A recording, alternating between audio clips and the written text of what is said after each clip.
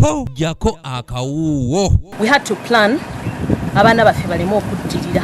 Wawulirira bino ng'omwaka gwawera bukyekirwadde kya ssenyiga mpaawa tali mumanya oba muyite munaabya mu ngalo COVID-19 ko n'amanya amalala mangi nga bwe muyiteeyo azingako eggwanga lyattu Uganda ekyaviirako enkyukakyuka bintu ebiwerako. Era ennaku 14 n'abandi aki mu katale kibanga ekituleetedde okuba nti nange nina kusigala awaka n'entula awaka. Ekintu ekyo kibi kubanga sobola kusula mu katale ate nga abantu bo mu kyalo gye bali.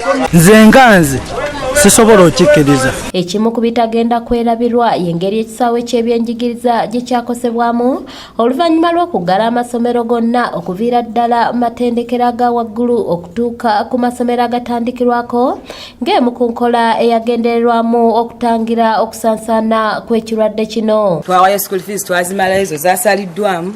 Abaana bakumire waka benyini okulya batawaanya sente tuli baavu ku mulimu tezikyalabika kyatukosezza nnyo ng'abazadde. Balugera dda nti mpaawo kitakya n'omusulo gukya ku nsiko kyaddaki amasomero ku mitendera egimu gatandika okuggulibwawo wakati mu kusoomoozebwa okw'engeri ezitali zimu era nga mangi kaakano bali mu kukola ebigezo ebyakamalirizo. Tujja kukola kulungi UNEB yali tukansuubira kufuna first grade zonka. Twali tweraliikidde nga tulowooza omwaka gwaffe gufudde tetugenda sobola mumalako naye ne batufaako ne tulabika tugendako mawo kati tuli kumpi maliriza. ABS TV etuuseeko ku ttendekero lya YMCA ettabi ly'e Mukono okulaba butya buno bwe bakosebwamu era na butya bwe batambuzaamu emirimu kati. Ebintu bye tutambuliramu wano ku ssomero bya bulijjo kati abaana abasinga bonna babipiikinga. Bw'otuuka ku ttendekero lino wamaggwe ebintu ebisinga byakyukamu ng'okuyingira oteekwa okuba n'akakookolo akabikka ku mimwa n'ennyindo okunaaba mu ngalo ko n'okuwandiika mu kitabo ky'omusirikale ku mulyango.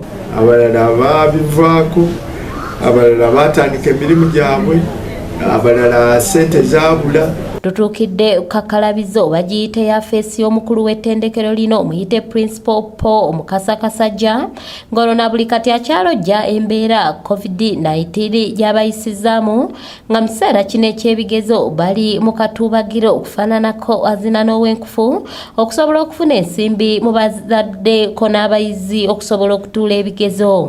Kiba kiseera kizibu nnyo naddala eri amatendekero nti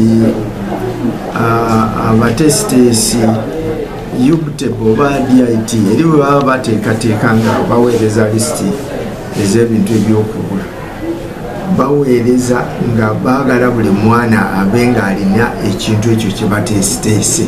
Akugoba bwatabulwa kyakusuuza Kasajja agamba nti abayizi ebitundu 5 ku 10 tebakomawo olw'ensonga ez'enjawulo. Twali tulina abayizi 376 be twali tusuubira okudda naye ekyomukisa omubi twafuna abayizi 18 be baakomawo. Olw'abaana okulwa mu luwummulo olw'olukale Kasajja agamba nti abamu enneeyisa yaabwe yakyuseemu olw'okuba nti n'abamu baali batandise okufuna ku nsimbi. Empisa zikyuse nnyo kubanga abamu baali bamanyidde okukwata ssente kaakati bw'awulira okujja okutuula wano mu kiraasi oyinza n'okusomesa nga byosomesa obwongo oluusi olaba ye ebirowoozo biri walala. Kasajja era asinzidde wano n'asaba gavumenti okubadduukirira n'ebintu ebitali bimu mu mbeera enzibu gye balimu. Kubanga tuyise mu kiseera ekizibu ekya COVID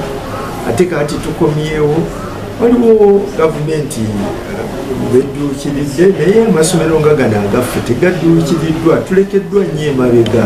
Wabula n'agamba nti newankubadde wabaddewo okusoomoozebwa okutali kumu abayizi bafunye ekimala era ng'ebigezo bakubiyita bulungi. Tukoze kyonna ekisoboka okulaba nti mu kiseera kiri kye basoma n'ekiseera kino kiba kimala kubanga bulijjo bakola ebigezo mu June.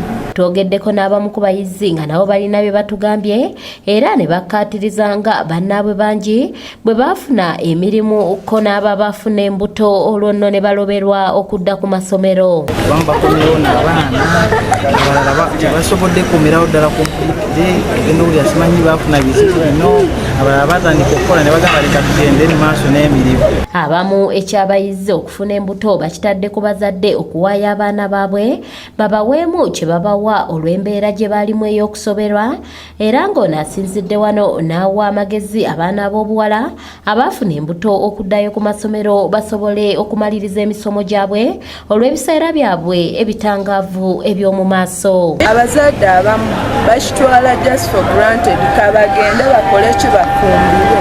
After all bagenda kumpa ki kyenjagala. Patrice Kyewalabye yakusakidde eggulire lino ku lwa ABS Television. Sala kujanga obanga oli lubuto neno tandika n'emisomo gyo ne weeyongera kuba sibe basoose.